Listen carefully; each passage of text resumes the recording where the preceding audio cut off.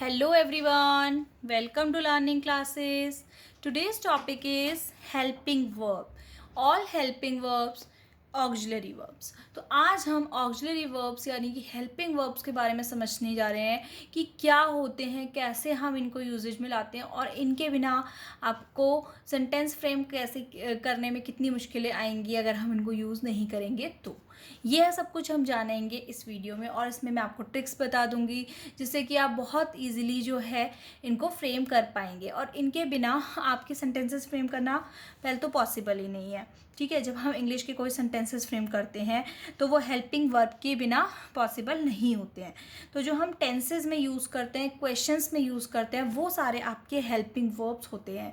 जैसे कि हम लिखते हैं ना फ्रेंड्स, जब भी कोई सेंटेंस फ्रेम करते हैं तो क्या लिखते हैं, subject plus verb plus object. अब वो वर्ब फर्दर क्लासिफाइड होता है हेल्पिंग वर्ब और मेन वर्ब में। वही हेल्पिंग वर्ब्स हैं ये सारे जो हम अपनी सेंटेंस फॉर्मेशन के लिए यूज़ में लेकर के आते हैं।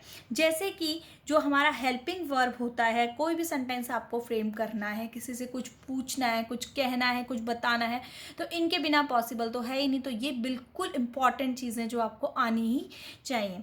ठीक है, अब ये हेल्पिंग वर्ब बेसिकली 3 पार्ट्स में डिवाइड होते हैं फ्रेंड्स। देखिए, verb to do, verb to be और वर्ब टू हैव।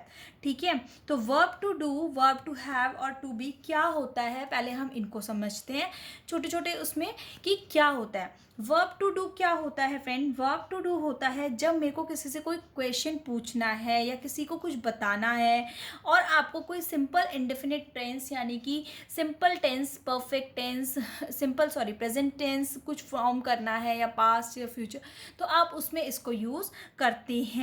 अब वर्ब टू डू में सिंपल सा रूल है, जो छोटी सी एक ट्रिक है, वो ये है कि इसमें आपका डू, डज और डिड लगता है प्लस वर्ब की फर्स्ट फॉर्म लगती है। ठीक है, वर्ब की जो है फॉर्म्स होती हैं तो फर्स्ट फॉर्म ऑफ वर्ब जो है इसमें आपकी यूज़ होती है। इसमें देखेंगे फ्रेंड्स, अब ये छोटा सा एक साइड में मैंने एक चार्ट बनाया हुआ है। ये जो चार्ट है ना, टेबल फॉर्म में है, तो ये आपको टेबल हेल्प करेगी समझने में और आप इसको इजीली समझ भी पाएंगे कैसे करना है। देखिए, I, we, you, they, he, she, it, ये सारे प्रोनाउंस होते हैं ना, तो इन प्रोनाउन को कैसे यूज़ करते हैं और इनके साथ डू लगेगा या डज या डिड कहाँ यूज़ होगा वो हम इसमें समझेंगे। अगर आपको प्रोनाउंस की नॉलेज है तो आप अच्छे से इसको कर सकते हैं। अगर आपको प्रोनाउन में कोई दिक्कत है तो उसके लिए भी चैनल पे वीडियो अवेलेबल है, आप जाके एक बार चेक कर सकते हैं। लिंक आपको डिस्क्रिप्शन बॉक्स में मिल जाएगा। देखिए फ्रेंड्स, आई, मैं, उसके साथ हम यूज़ करते हैं do, I do. We, you, they, do. ठीक, ही, शी, इट सिंगुलर होते हैं, डज। अब यू जो है इसका एक्सेप्शन है, आई भी है सिंगुलर है लेकिन एक्सेप्शन है। ठीक है, और डिड में तो कोई चिंता करने की ज़रूरत नहीं, सभी के साथ डिड ही लगेगा पास्ट में। ठीक है ना, तो जब हम डू, डज के साथ यूज़ करते हैं तो भी वर्ब की फर्स्ट फॉर्म और डिड के साथ भी वर्ब की फर्स्ट फॉर्म यूज़ होती है। ठीक है, इसके एग्जाम्पल्स देखेंगे तो ये आपको ट्रिक इजी याद होगी कि डू, डज प्लस वर्ब की फर्स्ट फॉर्म, वहाँ पे आप वर्ब टू डू के क्वेश्चन जो है आप फ्रेम कर सकते हो सेंटेंसेस। जैसे did you go to the party, क्या आप पार्टी में गए थे? Jade does not write an essay, जय ने ऐसे नहीं लिखा। She doesn't agree with me, वो मुझसे एग्री नहीं करती है, मेरी बात पे सहमति नहीं रखती है। डिड वी ड्रिंक मिल्क, क्या हमने दूध पिया? They don't understand my feelings, वो मेरी फीलिंग्स को नहीं समझते हैं। तो आपने देखा यहाँ पे डू, डज, डिड यूज़ हुआ है और यही जिससे सिमिलर बताया था मैंने, आपने सिंगुलर प्लूरल के रूल्स वही यूज़ हुए हैं यहाँ पे। तो अगर आपको ये टेबल आती है, ये छोटा सा रूल याद है, तो आप इजीली कोई भी सेंटेंस फ्रेम कर सकते हैं, कोई आपको दिक्कत आएगी ही नहीं।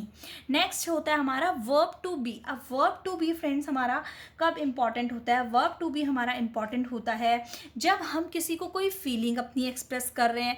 मैं बता रही हूँ कि आज मैं खुश हूँ, आज मैं थकी हूँ, आज मैं दुखी हूँ, आज मैं घूमने जाऊंगी, या कोई भी ऐसी कुछ भी हमारी फीलिंग है, या मैं कोई आपको अपनी बात भी बताना चाह रही हूँ ना कि आज मैं घूमने जाऊंगी, आज मैं सो रही हूँ, आज मैं पढ़ रही हूँ, आज मैं डांस कर रही हूँ, तो ये सारी चीज़ें आप वर्ब टू बी की सहायता से ही किसी को बता सकते हैं, या किसी पर्सन के बारे में या किसी प्लेस के बारे में या एनीथिंग आप कुछ भी डिस्क्राइब कर रहे हैं, दैट जो है आपको उसके लिए आपको वर्ब टू बी की जो है हेल्प पूरी तरह से लगती ही है।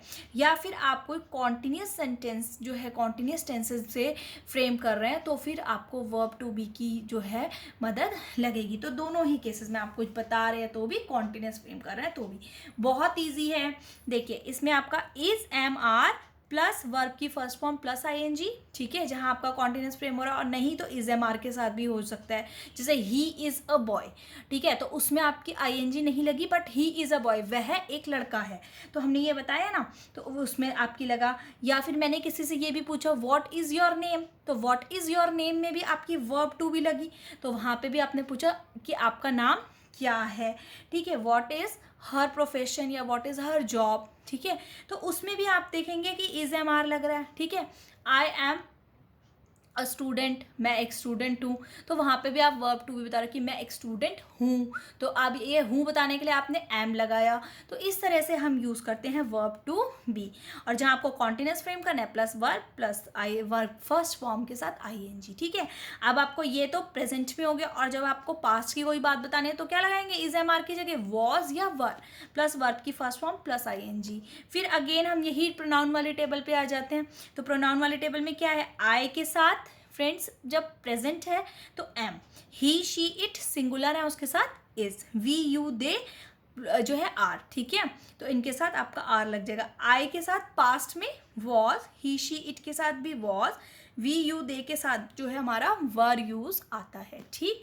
तो अगर आपको कॉन्टिन्यूस फ्रेम करना है तो वर्ब की फर्स्ट फॉर्म प्लस आईएनजी, और नहीं तो आपको सिंपल कोई शब्दों में अपनी बात कहनी है तो आप उसमें भी बता सकते हैं। देखिए इसके एग्जाम्पल्स में दोनों चीज़ें हैं। First is he was innocent, वह इनोसेंट था, तो अब मैंने बताना है कि वो इनोसेंट था, तो मैं कैसे बताऊंगी, बिना वॉज ही इनोसेंट तो नहीं बोल सकती, ही वॉज इनोसेंट, ठीक है। तो पूरी अपनी बात बताने के लिए मुझे वर्ब टू की सहायता चाहिए ही चाहिए, इनके बिना तो आप कुछ भी फ्रेम नहीं कर सकते। Next is they were having breakfast, वो ब्रेकफास्ट कर रहे थे। आई एम नॉट स्टडिंग, मैं पढ़ नहीं रही हूँ।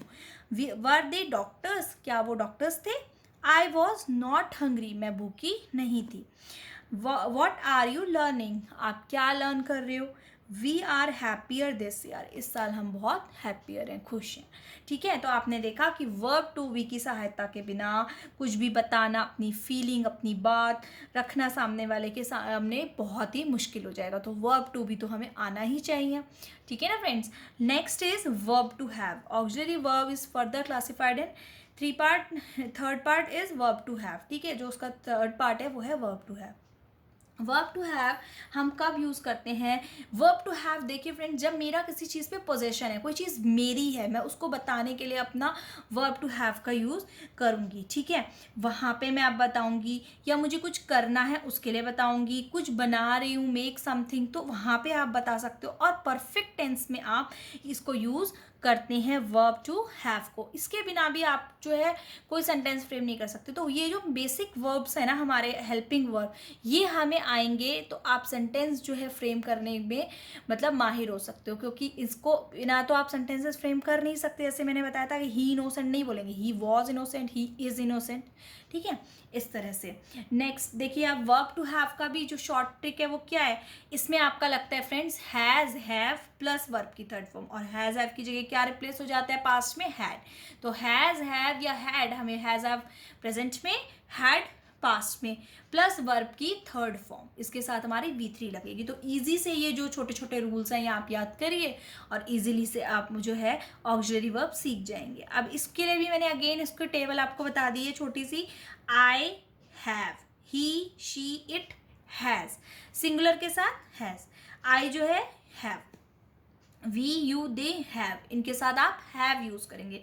पास्ट में तो कोई कंफ्यूजन ही नहीं, जैसे यहाँ सबके साथ डिड था ऐसे यहाँ सबके साथ हैड है, सभी के साथ आप हैड ही यूज करेंगे, कुछ आपको याद करने की जरूरत नहीं। प्लस V3 वर्ब की थर्ड फॉर्म, ठीक है। अब मेरे को कोई पोजेशन बताना है, जैसे कि I have a black dress, I have a black pen, या आई हैव कुछ, तो आई हैव अ पेट, तो उस केस में मैं उसमें बताऊंगी, मेरी पोजेशन है ना, मेरी चीज़ है वो मैं बता रही हूँ, ठीक है। तो इस केस में आप बताते हो कि आप जो है वर्ब टू हैव यूज़ करेंगे। जैसे देखेंगे फ्रेंड्स यहाँ पे कि examples, he has borrowed my text book, उसने मेरी टेक्स्ट बुक बोरो की थी, तो हम बता रहे हैं ना किसी के बारे में।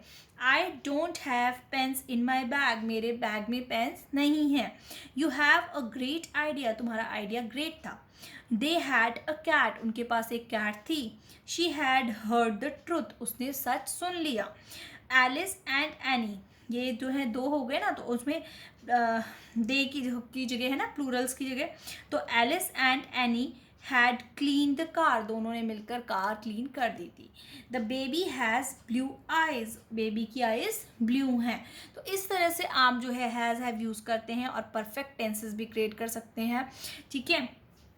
और जो है आप इजीली जो है इनको लर्न भी कर सकते हैं इन छोटे छोटे रूल्स की सहायता से। तो इससे पहले अगर आपको प्रोनाउन समझना है तो आप जाके प्रोनाउन की वीडियो चेक कर सकते हैं, और प्रोनाउन की वीडियो में आपको बिल्कुल अच्छे से समझ आ जाएगा कि हम इनको प्रोनाउंस को कैसे यूज़ करते हैं, कहाँ यूज़ करते हैं। ओके फ्रेंड्स, लिंक आपको डिस्क्रिप्शन बॉक्स में मिल जाएगा। तो अगर आपको वीडियो पसंद आई हो तो वीडियो को लाइक करें, शेयर करें, चैनल लर्निंग क्लासेस को सब्सक्राइब करें। Thank you.